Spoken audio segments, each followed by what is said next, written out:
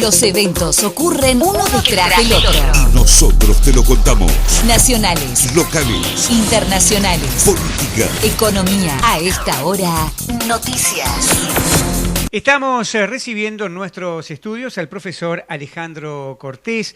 Hoy lo hemos invitado porque, tenemos la información, la noticia de que va a presentar una ponencia en un congreso de historia de los pueblos de la provincia de Buenos Aires. Y bueno, la invitación es precisamente para que nos cuente, nos explique, para nosotros que a lo mejor no sabemos bien de qué se trata, ¿no?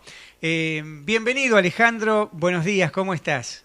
Martín, muy buenos días a vos y a toda tu amplia audiencia. Yo tampoco no tenía muy en claro lo que era la ponencia, porque si bien escribo y si bien he generado escritos a lo largo de todos estos años, normalmente, digamos, para explicarlo, lo he hecho siempre en un formato de texto que se llama de ensayo, ¿no? Que es un texto que, si bien uno juega y usa la historia y las fechas históricas reales y concretas, esas fechas o esos relatos que uno a veces cuenta, es como que están metidos dentro de otro relato en donde lo subjetivo y la mirada personal tiene mucha impronta, tiene mucho peso. Y es un texto mucho más libre, si se quiere. Uno puede escribir con un montón de libertades que no es así en otros formatos de textos, como es el caso de la ponencia, ¿no? O si estuviéramos hablando de un libro de investigación histórica de rigor 100% histórico. La ponencia, digamos, es como un texto, es como un intermedio. No es el ensayo, si bien tiene una estructura parecida, y de hecho yo lo hice parecido por una comodidad, si se quiere, en mi forma de escribir, claro. Pero tiene un armazón erudito, una estructura erudita que es más formal y que que lleva citas y que tiene ya un manejo más directo con la fuente, es decir, las apreciaciones, las hipótesis y los planteos que puedan ser originales o novedosos y lo que yo pueda usar que han dicho otros historiadores, eso va referenciado, va identificado, tiene, digamos, como que tengo que dar cuenta de lo que digo, ¿no? En el texto, por ahí en un texto de ensayo, no necesariamente yo tengo por qué referenciar si leí 1 o 50 libros. En un texto ponencia, uno ya tiene que dar otro tipo de explicaciones, si se quiere, sería así, con respecto a de dónde es que sacó la información, o de dónde te basaste, o en qué miraste para estar diciendo tal o cual cosa. Claro. En este caso, podemos decir que yo me planteé como una hipótesis, claro, que era un salto que se da cuantitativo y cualitativo en la calidad de vida. Es una hipótesis, pero bueno, la idea es comprobarlo, es decir, en la calidad de vida y en lo material, en lo visible, en lo palpable, en Monte hay un salto muy importante que se va a dar entre finales del siglo XIX y principios del siglo XX.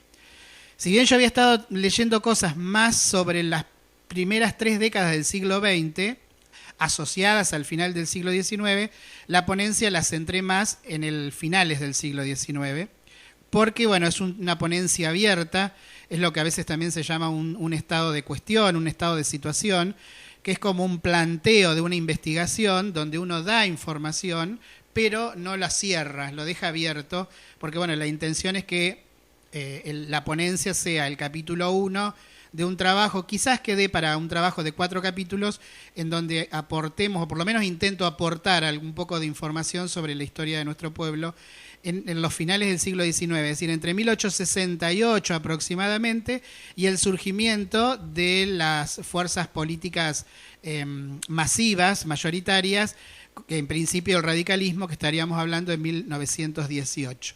Ese es el margen en el que me estoy moviendo, ahí más o menos, ahí gira o ahí voy a estar girando en este trabajo, bueno, que ahora es como una presentación de una parte, ¿no? Claro, y esto, ¿dónde se presenta? Vos tenés que presentarlo delante de jurados, de gente, no sé, o cómo es. Sí, este es un congreso conocido de la provincia de Buenos Aires, que ha tenido sus interrupciones. Este es el 18, con continuidad. Y tiene la estructura de un congreso. Yo tuve que inscribirme, tuve que mandar un resumen de ponencia, y sobre ese resumen es como una especie de carta de presentación del trabajo. Y bueno, después tuvimos un tiempo para desarrollar el trabajo, y ahora el martes 28 se va a dar el congreso, que tiene varios días. Hay varias mesas, porque los trabajos se organizan según las temáticas que aborden, ¿no? Acorde con los tiempos actuales, hay mesas que tienen y que tratan las problemáticas de género en la historia, por ejemplo. Ajá. Y después hay mesas más, si se quiere, tradicionales, como la de Historia de los Pueblos y Poblamiento Originario, que es la mesa en la que se ubicó mi trabajo, ¿no? Y bueno, y uno lo presenta. Normalmente eso es un congreso presencial. Ajá. Este año es virtual, es modalidad virtual, y a mí se me asignó presentar la ponencia en las del día martes 28, en la por la tarde, en el grupo de ponencias que se van a presentar por la tarde. Y es virtual, pero bueno, se puede ver por el canal de YouTube del Congreso de Historia de los Pueblos, que a su vez está asociado al Archivo Histórico Levene de la provincia de Buenos Aires. Así que Ajá. se puede ver en vivo. Y también se puede interactuar en vivo, ¿no? Es una mesa formal donde va a haber varios exponentes con un coordinador de ponencias y un coordinador de chat, que es el que va a ir, analizando las preguntas que quienes estén mirando el Congreso quieran hacer sobre los trabajos que se estén presentando. Claro, participan.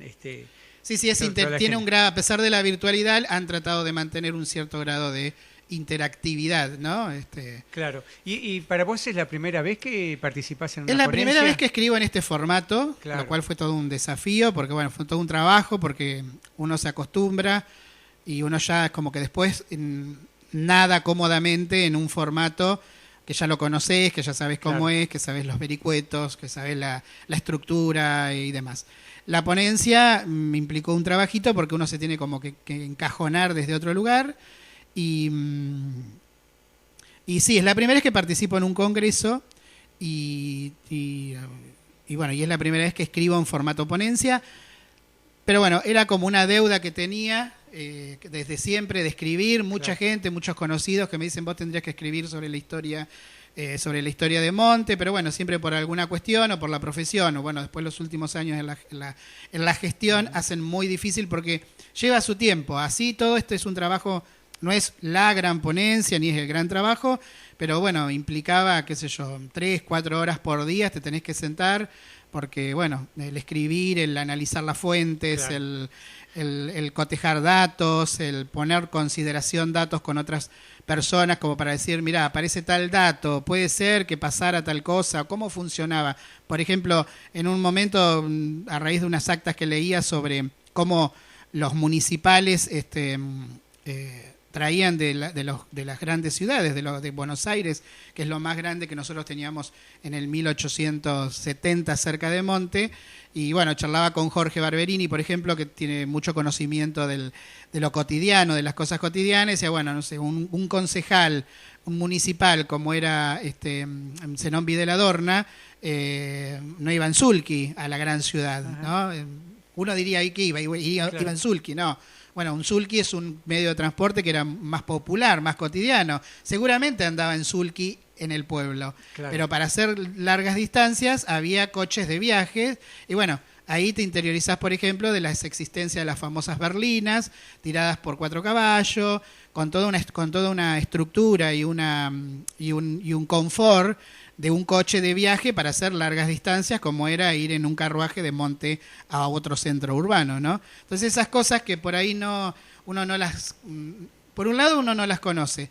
Después un poco con la ponencia yo lo que trato, por lo menos aspiro, es a que esos relatos que a veces se cristalizan, como por ejemplo decir en qué iban, en sulky, no. En realidad eso claro. es algo que se transmitió de generación en generación y quedó. Pero nunca nadie lo refutó, lo contradijo. Es decir, no, en sulky no. En sulky sí andaban las familias en la vida cotidiana, en sus chacras, o muchas familias lo utilizaban para venir al pueblo. Era un medio de locomoción mucho más popular, lo que hoy sería, no sé, un Renault 12, por decirte. Sí, Era un auto todoterreno.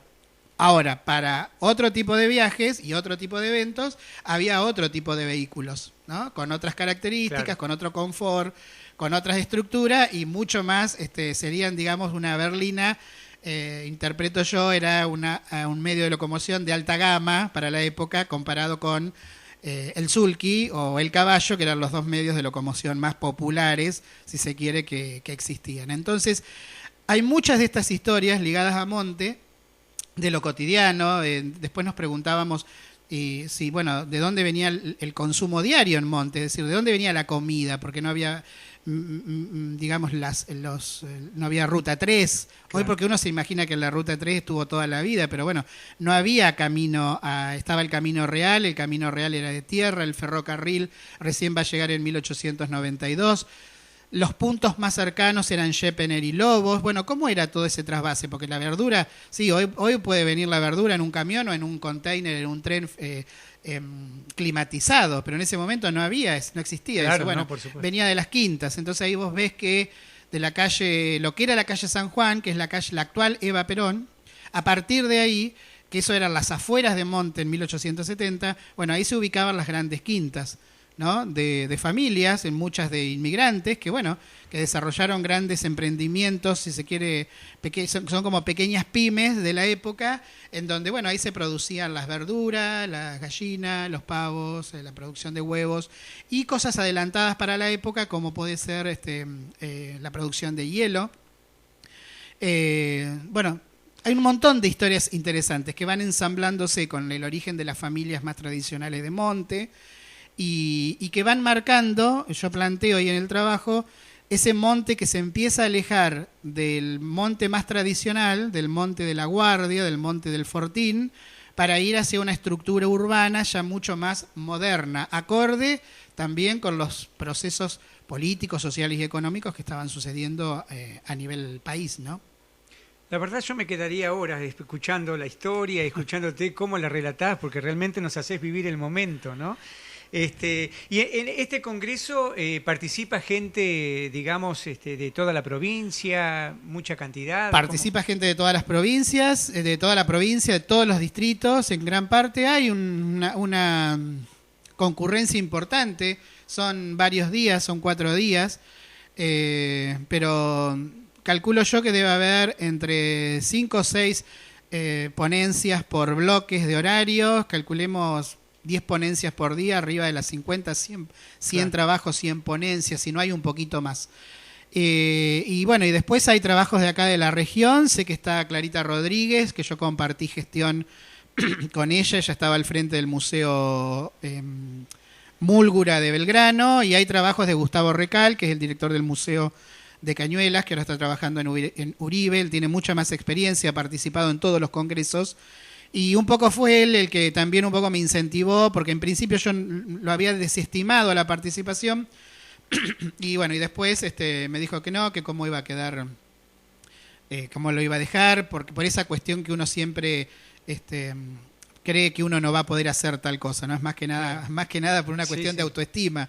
Y bueno, me insistió en que me presentara, porque yo había estado charlando con él, y me dice, no, tenés un montón de información que es importante, y bueno, eso me llevó a participar, y en otro medio, de los medios amigos en los que estoy visitando, les decía que yo tengo idea de que fue Laura Gianacobo y Sonia Florencio las que presentaron un trabajo en un congreso de historia de los pueblos, no sé si dentro ya de la parte más moderna que es esta, sino de unos trabajos que había antes ligados a la cátedra Arturo Jaureche. No sé si vos te acordás, se hacían congresos de historia en los pueblos en época de Amalia Escatena, venían del banco, era una cátedra que dependía del Banco Provincia, y en ese contexto creo que Sonia y Laura presentaron, pero después yo no tengo conocimiento de que Monte haya tenido participación en el congreso. Y bueno, un poco la idea era eso, digamos, que Monte tuviera participación. Claro. Para mí el desafío de decir, bueno, de acá en adelante la posibilidad de escribir un trabajo mucho más amplio, y también no es un trabajo de historia, digamos, general, no es macrohistoria, porque bueno, para eso están los manuales de historias tradicionales, o hay otros libros de historia en Monte que tocan la historia desde otro lugar. Yo creo que lo interesante acá, si lo puedo lograr y dar forma de acá en adelante, es apuntar a sacar a la luz elementos de la microhistoria local, muchas cosas que tienen que ver con la historia de la vida cotidiana. Eso que a veces hemos charlado de la importancia de las tradiciones y de la identidad de un pueblo, bueno, las tradiciones y la identidad de un pueblo se alimentan muchas veces de esas pequeñas historias. Como por ejemplo, no sé, en algún momento del trabajo yo me entero y digamos tomo conocimiento de que existía un periódico en 1869 que se llamaba El Demócrata, del cual no tenía conocimiento. Posiblemente no haya ningún ejemplar, pero bueno, por ahí hay alguien que escuche y dice, mira, guardó, conservó, estoy detrás de ese tipo de datos. O como por ejemplo decir, bueno, en algún momento cuál habrá sido la primer radio, o cuál, es decir, todas esas historias que tienen que ver con la identidad y con la construcción cultural de una comunidad. Hacia ahí va el trabajo, no va hacia la macrohistoria. Sí, obviamente tenemos como referencia los grandes procesos que se van dando a nivel provincia y a nivel país como para tomar dimensión del valor de nuestra historia. Porque, no sé, por decir, en 1800, mientras los municipales se reunían y decidían implementar el sistema de iluminación de faroles a querosén, que va a ser uno de los grandes adelantos lumínicos en ese momento, claro. Estamos hablando de 1868, es decir, está asumiendo la presidencia Faustino Domingo Sarmiento, es decir, porque a veces uno como que la ve fragmentada en la historia, es decir, bueno, tomar dimensión que mientras Sarmiento está por dar un giro a la evolución del país, acá también se desarrollaba, había pequeños giros, claro, que iban cambiando la fisonomía y el modo de vida y la calidad de vida de quienes vivían en ese momento en Monte, que no eran más de 500, 600 personas. Pocas personas, muy claro. Poco, muy chico en el ámbito urbano, a diferencia de lo rural. Bueno, son muy interesantes los datos y las historias ligadas al campo, que ha tenido en Monte un peso muy importante en algún momento de esta historia. Hoy ya no, porque el campo se ha despoblado. Pero bueno, recién yo hablaba de lo bien que lo veía tu papá. Sí. Seguramente si habláramos con tu papá, él se va a remitir a una historia, seguramente en la zona rural. La vida rural tenía mucha actividad en Monte, no solo económica, sino también social. Y eso se enlaza con los inmigrantes. Y bueno, entonces hay un montón de historias interesantes que, bueno, va a ser imposible recopilar todo, pero claro, bueno, por lo menos concentrar parte de esas historias que nos permitan reconstruirnos, es como mirarnos nuevamente a nosotros y reconstruirnos, ¿no? He estado charlando con referentes de los irlandeses. Bueno, Ana Mercedes Echenique me acercó datos importantes de la conformación de la familia Icardi y Fornacier. Por fuera de esto también he estado hablando con miembros de la familia Canje, porque los primeros supermercados ambulantes, si se quieren, eran de los turcos. Ah, claro. Nosotros tenemos una pequeña comunidad turca, denominada así, ¿no?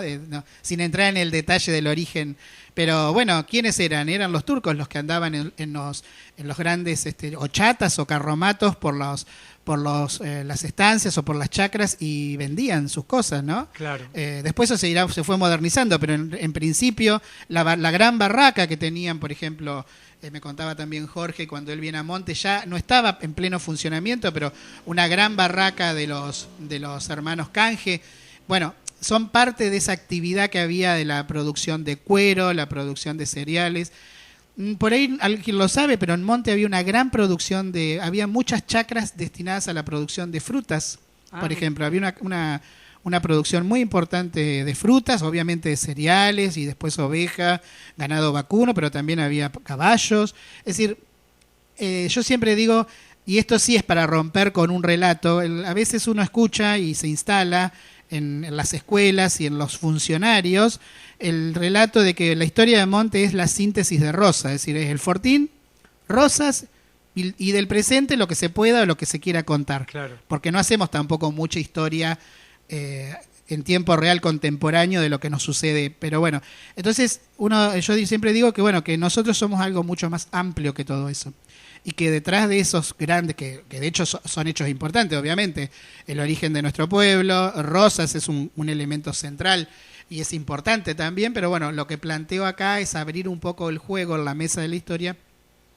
y discutir otras cosas, y discutir otros contextos como ese, el de finales del siglo XIX, principio del XX, ya después de la mano de la saga de los Videladorna, con Daniel Videladorna después a la cabeza, que sería el momento en donde Monte ahí tiene un salto muy grande en su crecimiento, que a su vez viene ligado a la llegada del ferrocarril, ¿no? A la apertura del famoso bulevar y la llegada del ferrocarril.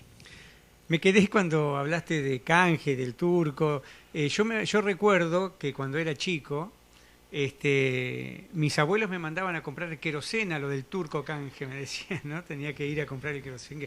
Vendían en una casa de familia, no era una estación de servicio, claro. No era un lugar, ¿no? Pero bueno, cómo ha evolucionado, cómo ha cambiado todo, y bueno, a eso me refería, ¿no? A estas familias que han aportado tanto a la ciudad, ¿no? Al pueblo. Sí, algunas cosas se han modernizado. Obviamente hay cosas que son propias de la época, pero hay otras cosas que son las mismas que cuando nosotros éramos chicos, pero bueno, filtradas por el avance de la tecnología. Porque bueno, lo que pasa es que sí, es cierto, en esa época yo me acuerdo también de ir al almacén de ramos generales de Arbizú, de Beto Arbizú, claro, sobre la Rivadavia, y bueno, uno compraba las cosas en toneles, el aceite estaba en grandes tanques, ¿sí? Lo mismo que el querosén, o bueno, ¿quién no se acuerda decir de la tapa rebatible de donde estaba el azúcar y la yerba suelta? Claro. Y te la daban en el papelito que le hacían el moñito, como ¿no? Como una empanada. Como una empanada. Y sí, bueno, sí. Y así un montón de cosas. Y eso no está, es decir, yo siempre digo que ese estilo de vida de pueblo se debe haber sostenido hasta entrado los años 80. Yo vi el lechero en Sulky y la botella de vidrio todavía. Claro. O, como a veces digo, creo que son los abuelos de lo que hoy es Montemar, la familia Casiva. Sí. Yo recuerdo a los abuelos de ellos en Sulky, cuando Fray Martínez todavía no era de asfalto, venir del campo con el pan casero, pan con chicharrón, claro, las facturas. Sí. Bueno, y la vida de pueblo existió. En la avenida Rivadavia, cuando no tenía asfalto, se hacían carreras de sortija, me acuerdo. Claro. ¿Sí? Entonces, hay un montón de esa microhistoria que tiene que ver con nosotros, que está distribuida en los documentos, que está en los libros, pero que bueno, que no están escritas en ningún lado. Jorge Barberini y Roberto Tantos, que es un amigo de Chacomús, tienen un proyecto muy lindo que se llama Lo que no está en los libros, porque son esas historias que hacen a nuestros pueblos, a nuestra vida, y que son interesantes, y que hacen esto, evocar la memoria emotiva de uno, ¿no? Y uno eso lo asocia a historias de familia, a nuestra juventud. Claro. Bueno, cuando a veces decimos qué es la cultura, qué son las tradiciones, qué es la idiosincrasia, la identidad de un lugar, bueno, son todas estas pequeñitas historias que ensambladas hacen que uno tenga unas ciertas características.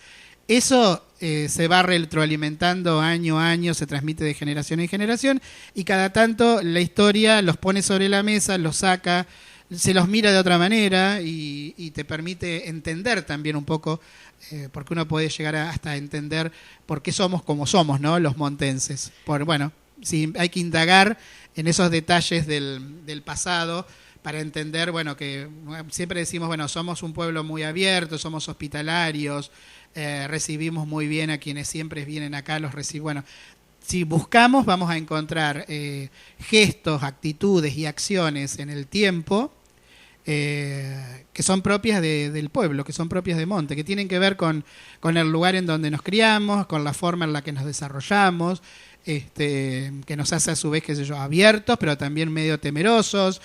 Bueno, eso tiene una explicación. Un sociólogo podría a moverse mucho más cómodo que yo, que no lo soy, pero desde la historia podemos tener un montón de características para entendernos y para saber, y yo ansío, no sé, es como un gran deseo de que, bueno, nos ha tocado vivir un momento de transición a nosotros, vos, yo, en términos de edad cronológica, y a veces con otros amigos discutimos quién va a conservar todo esto, porque las generaciones más jóvenes no tienen el apego hacia el pasado de manera emotiva como lo podemos tener nosotros. Y yo decía que, bueno, por ahí estamos también, este momento de transición puede llegar a ser un desafío para los que nos gusta la historia y la historia de nuestro pueblo, de sacarla a la historia y ponerla nuevamente sobre la mesa, reactualizarla si se quiere, meterla en otros canales de difusión y bueno, y garantizar que no se corten nosotros, porque a veces con algunos amigos decimos, bueno, no sé, tal historia se va a morir conmigo porque mi hijo no le va a dar importancia a esto. A veces uno conserva, no sé, las copas de la abuela, Claro. el plato en el que cumplió la torta de su primer año. Sí, sí, Dice, bueno, mi hijo no le va a dar valor a todo esto. Bueno, por ahí presentándola y metiéndola en canales de comunicación más actuales, podamos llegar a otro público de alguna manera, aunque no sea la que uno quisiera, y bueno, y que todas esas historias no queden perdidas en el tiempo y de alguna manera se mantengan como se han mantenido casi 242 años, ¿no? Muchas de ellas desde el origen mismo de nuestro pueblo. Tenés que dejar plasmado en un libro todo lo que sabés vos. Sí, vamos a tratar de esto. Ese es el gran desafío de ahora en adelante, poder Claro. llevarlo al escrito, al papel. Sí, Pero sí, bueno, sí, ahí sí. estamos. Sería muy interesante y más uno que ha vivido ya algunos años la historia de la ciudad, ¿no? Volver a recordar, como bueno, recordábamos ahora algunas pequeñas cosas que sucedían o que se hacían en aquella época, ¿no?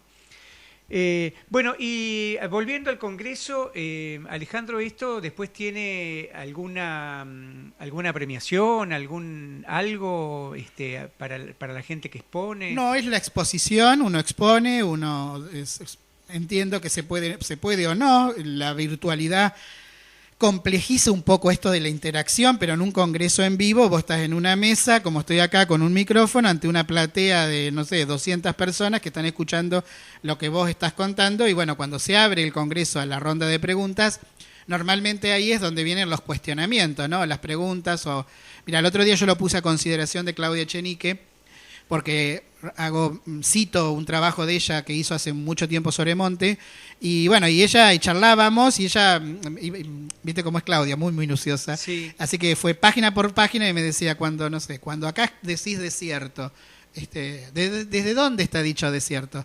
Eso también genera toda una fluidez y una amplitud del trabajo. En el vivo, eso se hace en vivo. Las personas que puedan preguntarte, no sé, mi hipótesis, vos decís que hay un corrimiento espacial de un lugar a otro que marca un cambio en la vida del pueblo. Bueno, ¿en base a qué? ¿En base a qué datos? Eso normalmente se da en el cruce de opiniones, en el cruce de preguntas, que se va a poder hacer ahora en lo virtual.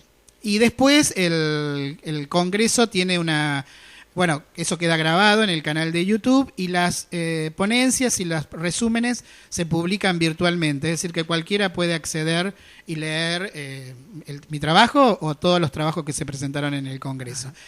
La función del Congreso es un poco esto, es decir, es activar el mecanismo de la investigación, que no es algo muy común. Nos ha tocado vivir encima en una época marcada por 10 millones de otras problemáticas, pero bueno, también un poco el desafío es decir, bueno, es cierto, estamos en un momento complicado, no nos está yendo bien, todo está medio loco, por decirlo, Claro. pero está todo cambiante, todo muy alterado, hay muchísimas preocupaciones centrales, la gente tiene un montón de preocupaciones, pero también desde el lugar mío, desde historiador, decimos, bueno, ¿qué hacemos? ¿Lo dejamos a que eso se pierda, que eso se pase?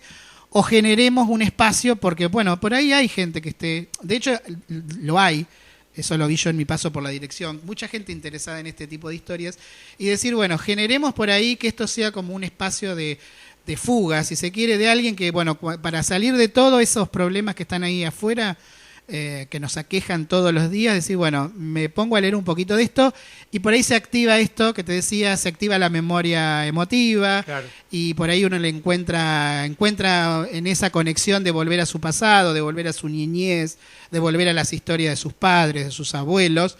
La memoria se reproduce y se va consolidando también de esa manera. ¿Y por qué no pensar en que podemos generar, aunque en lo posible, ir a ver si podemos generar espacios reales, una mesa con 3 o 4 que quieran debatir esto?